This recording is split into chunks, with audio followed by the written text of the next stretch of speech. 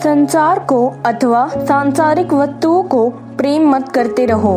यदि कोई संसार से प्रेम रखता है तो उसके हृदय में परमेश्वर के प्रति प्रेम नहीं है। मेरे प्रिय मित्रों, हमने मत्ती अध्याय 5 वाक्य 26 तक पिछले क्लास में पढ़ा था, जिसमें हमने पढ़ा था हमें अपने भाई को माफ करना चाहिए। अध्याय 6 में प्रभु यीशु हमें प्रार्थना करना पढ़ा रहे हैं। वो 6 चीजों की बात बताते हैं। 5वां चीज है क्षमा करना। अध्याय 6 वाक्य 15 में लिखा है, किंतु यदि तुम लोगों को क्षमा नहीं करोगे तो तुम्हारा परमपिता भी तुम्हारे पापों के लिए क्षमा नहीं देगा। मेरे प्रिय मित्रों, अगर बाइबल फिर से एक बात बता रहा है तो वो महत्वपूर्ण है। अगला देखते हैं वाक्य 27 और वाक्य 28। यहाँ पर प्रभु यीशु 6वां आदेश बता रहे हैं, व्यभिचार मत करो। तुम जानते हो कि यह कहा गया है, व्यभिचार मत करो। किंतु मैं तुमसे कहता हूँ कि यदि कोई किसी स्त्री को वासना की आंख से देखता है तो वह अपने मन में पहले ही उसके साथ व्यभिचार कर चुका है। इसका अर्थ है, यदि कोई किसी स्त्री को वासना की आंख से देखता है तो वह अपने मन में ही पहले उसके साथ व्यभिचार कर चुका है। इससे वो व्यक्ति नरक में जा सकता है। इसका अर्थ है कि लोग सोचते हैं वो लोग अच्छे हैं, लेकिन इस वाक्य के पहले ही ऐसा सोच सकते थे, क्योंकि जब प्रभु यीशु ने ये वाक्य बताया तो हम समझ सकते हैं कि हम नेक नहीं हैं। अब वाक्य 29 और 30, इसमें प्रभु यीशु कहते हैं, इसलिए यदि तेरी दाहिनी आंख तुझसे पाप करवाए तो उसे निकाल कर फेंक दे, क्योंकि तेरे लिए यह अच्छा है कि तेरे शरीर का कोई एक अंग नष्ट हो जाए, बजाय इसके कि तेरा सारा शरीर ही नरक में डाल दिया जाए। और यदि तेरा दाहिना हाथ तुझसे पाप करवाए तो उसे काट कर फेंक दे, क्योंकि तेरे लिए यह अच्छा है कि तेरे शरीर का एक अंग नष्ट हो जाए, बजाय इसके कि तेरा संपूर्ण शरीर ही नरक में चला जाए। यहाँ पर पाप, व्यभिचार और अशुद्ध है। तो ये वाक्य का अर्थ है कि हमें उन परिस्थितियों से दूर रहना चाहिए जो हमें पाप में डालते हैं। सबने पाप किया है, लेकिन हमें पश्चाताप करना चाहिए और अपना पाप कन्फेस करना चाहिए। लोग कहते हैं प्रभु यीशु दयालु हैं, वो हर चीज माफ कर देंगे। वो सही है, लेकिन चलिए एक वाक्य देखते हैं। यहूदा अध्याय 1 वाक्य 4, ये लोग परमेश्वर विहीन हैं। इन लोगों ने परमेश्वर के अनुग्रह को भोग विलास का एक बहाना बना डाला है, तथा ये हमारे प्रभु तथा एकमात्र स्वामी यीशु मसीह को नहीं मानते। इसका अर्थ है प्रभु यीशु हमारे पापों को माफ करते हैं। इसका मतलब ये नहीं कि हम कोई भी पाप करते रहे। प्रवक्ता अध्याय 5 वाक्य 4 और 5 में लिखा है, यह मत कहो मैंने पाप किया तो मेरा क्या बिगड़ा, क्योंकि प्रभु बड़ा सहनशील है। क्षमा पाने की आशा में पाप पर पाप मत करते जाओ। परमेश्वर हमारे कार्य को नहीं देखते, वो हमारे एटीट्यूड को देखते हैं। इसका अर्थ है प्रभु यीशु हमने क्या किया या क्या नहीं किया वो नहीं देख रहे, वो हमारे हृदय को देखते हैं। अगर एक व्यक्ति बदल गया है तो इसका मतलब ये नहीं कि वो बस 1 और 2 आदत बदला है। इसका मतलब है कि वो पूरा अपना एटीट्यूड, विचार और व्यवहार बदला है। वाक्य 31 और वाक्य 32 में प्रभु यीशु कहते हैं, कहा गया है जब कोई अपनी पत्नी को तलाक देता है तो उसे अपनी पत्नी को लिखित रूप में तलाक देना चाहिए। किंतु मैं तुमसे कहता हूँ कि हर वह व्यक्ति जो अपनी पत्नी को तलाक देता है, यदि उसने यह यह तलाक उसके व्यभिचारी आचरण के कारण नहीं दिया है, तो जब वह दूसरा विवाह करती है तो मानो वह व्यक्ति ही उससे व्यभिचार करवाता है, और जो कोई उस छोड़ी हुई स्त्री से विवाह रचाता है तो वह भी व्यभिचार करता है। ये 6वां आदेश से संबंधित है। इसका अर्थ है परमेश्वर ने नियम दिया, लेकिन मनुष्य नियम को अपनी इच्छा के अनुसार अर्थ देता है। कुछ लोग नापसंद के कारण तलाक देते हैं, लेकिन परमेश्वर कहते हैं अगर बात उतना गंभीर नहीं है और पति और पत्नी एक दूसरे को छोड़ दे तो ये व्यभिचार का पाप होगा। अगर पति और पत्नी एक दूसरे से प्रेम करते हैं तो तलाक की जरूरत ही नहीं है। यही प्रभु यीशु हमें पढ़ा रहे हैं। वाक्य 33 और वाक्य 34 में लिखा है, तुमने यह भी सुना है कि हमारे पूर्वजों से कहा गया था, तू शपथ मत तोड़, बल्कि प्रभु से की गई प्रतिज्ञाओं को पूरा कर। किंतु मैं तुझसे कहता हूँ कि शपथ ले ही मत। ऐसे लोग हैं जो बाइबल, गिरजाघर और अपने बच्चों की शपथ लेते हैं, लेकिन प्रभु यीशु कहते हैं हमें ऐसा नहीं करना चाहिए। एक सच्चे मनुष्य को शपथ की जरूरत ही नहीं है। इसीलिए प्रभु यीशु वाक्य 37 में कहते हैं, यदि तू हाँ चाहता है तो केवल हाँ कह, और ना चाहता है तो केवल ना, क्योंकि इससे अधिक जो कुछ है वह शैतान से है। जिसका अर्थ है हमें हमेशा सच्चाई के साथ अपना जीवन जीना चाहिए, और जब हम कुछ बोलेंगे तो तब सबको समझ जाना चाहिए कि हम सच बोल रहे हैं। तो ये वाक्य का अर्थ है हमारा जीवन सच्चाई के साथ होना चाहिए। तो एक भक्त को अपना जीवन परमेश्वर की इच्छा अनुसार जीना चाहिए। जब हम कन्फेस करते हैं हमें तब सोचना नहीं चाहिए कि हमने तो बस 5 या 6 झूठ बस कहा, क्यों ज्यादा की जरूरत है, ये 5 या 6 झूठ ही बहुत है। झूठ बोलना शैतान का एक व्यवहार है। झूठ और अहंकार शैतान का व्यवहार है।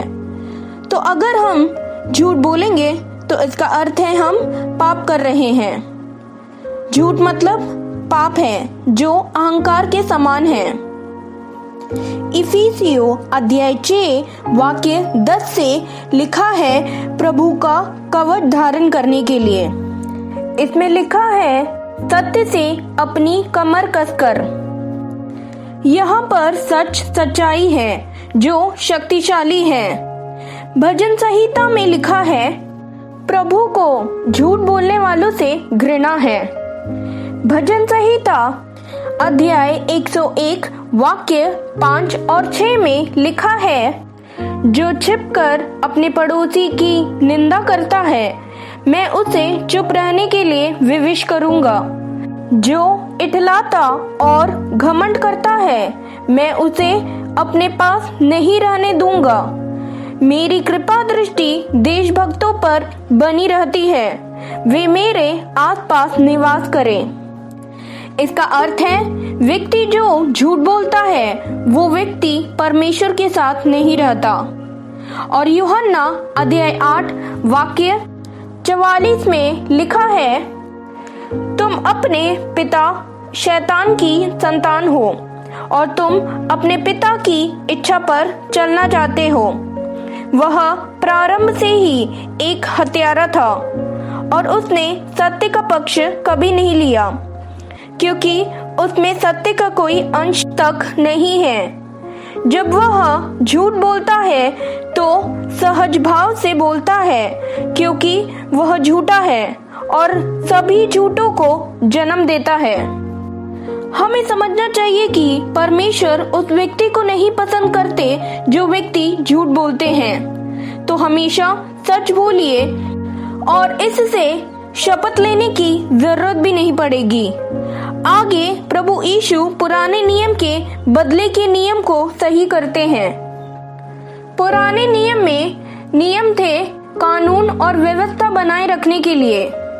अगर कोई किसी का हाथ तोड़ दे तो तो यहूदी नियम के अनुसार जिसका हाथ टूट गया वो व्यक्ति या उसका रिश्तेदार हाथ तोड़ने वाले व्यक्ति का हाथ तोड़ सकते थे। अगर दाहिना हाथ तोड़ा गया है तो तोड़ने वाले व्यक्ति का भी दाहिना हाथ तोड़ सकते थे। ये इसलिए था क्योंकि ये एक समान फैसला था और ये मामला बंद करने के लिए था, बदला की भावना भी खत्म करने के लिए ये था। वाक्य 39 में प्रभु यीशु हमें पढ़ा रहे हैं हमें क्या करना चाहिए हमारे जीवन में।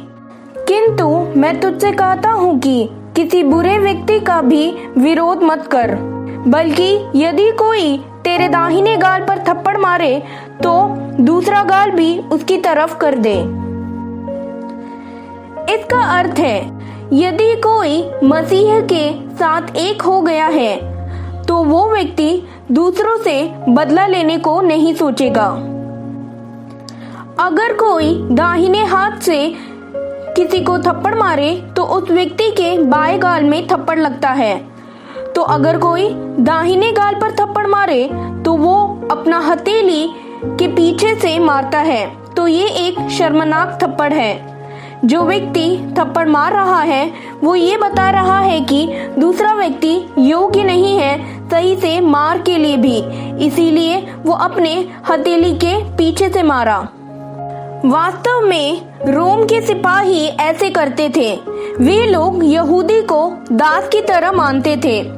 इसका अर्थ है जब रोम के सिपाही अगर किसी यहूदी को थप्पड़ मारे तो वो इसलिए मारते क्योंकि वो यहूदी को याद दिलाते कि वे लोग दास हैं। यहाँ पर प्रभु यीशु हमें पढ़ाते हैं कि हमें शांत रहना चाहिए और यदि कोई हमारे दाहिने गाल पर थप्पड़ मारे तो दूसरा गाल भी उसकी तरफ करने।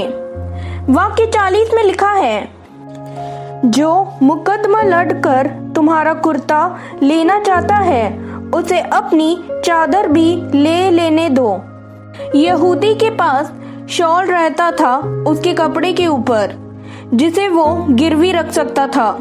अगर उसने अपने दीन पड़ोसी का चादर लिया तो उसे चादर लौटा देना चाहिए सूर्यास्त के पहले, क्योंकि उसके पास और कुछ नहीं है अपने को ठंड से बचाने के लिए। पुराने नियम में ये लेनदार के नियंत्रण के लिए लिखा था। प्रभु यीशु यहाँ हमें कहते हैं कि रिएक्ट नहीं करने, हमें झगड़ा नहीं करना चाहिए और दूसरों के खिलाफ केस नहीं करना चाहिए। 98% हम सब अभी भी पुराने नियम में रह रहे हैं और नए नियम में नहीं आए हैं। वाक्य 41 में लिखा है, यदि कोई तुझे 1 मील चलाए तो तू उसके साथ 2 मील चला जा। ये भी रोम के सिपाहियों का क्रूर कार्य था। रोम के सिपाही यहूदी से कहते भारी बैग उठाने, विशेष रूप से वो बैग जिसमें पैसा हो चुंगी का। वो बैग भारी था। रोम के सिपाही की जिम्मेदारी थी कैपिटल तक बैग लेके जाने, लेकिन सिपाही ऐसे कभी नहीं करते थे। तो इसीलिए रोम के सिपाही जोर डालकर यहूदी से बैग 1 मील उठाकर चलने को कहते। यहूदी पर रोम का राज चल रहा था उस वक्त, तो यहूदी मना भी नहीं कर सकता था। मत्ती 27 वाक्य 32 में हम देखते हैं सिपाही सीमोन को भी प्रभु यीशु का क्रूस उठाकर चलने को कहते हैं। तो प्रभु यीशु कहते हैं ऐसे परिस्थिति में रिएक्ट नहीं करना चाहिए। तो जब यहूदी 2 मील जाएगा बैग उठाकर, तब रोम के सिपाही पूछेंगे तुम ये कैसे कर पा रहे हो।